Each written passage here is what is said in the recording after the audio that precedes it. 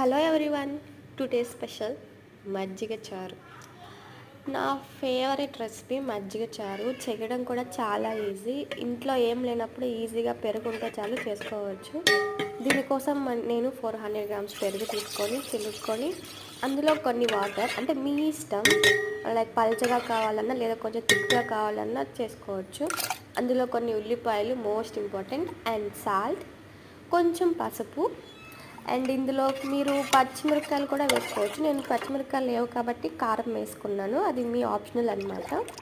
దీనికి పోపు పెట్టాలి. పోపు కోసం ఆయిల్లో కొన్ని జీలకర్ర, ఆవాలు, మినపప్పు, దీంట్లో పచ్చడిపప్పు కూడా వేసుకోవచ్చు, అండ్ ఎండుమిరపకాయలు కంపల్సరీ, ఎందుకంటే అవే టేస్ట్ దీనికి.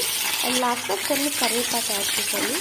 ఈ పోపు మంచిగా వేగిన తర్వాత అందులో యాడ్ చేసేయడము, అంటే ఇంకా మజ్జిగ చారు రెడీ. దీన్ని మీరు కొంచెం థిక్గా కూడా చేసుకోవచ్చు. నేను కొంచెం పల్చగా చేసుకున్నాను.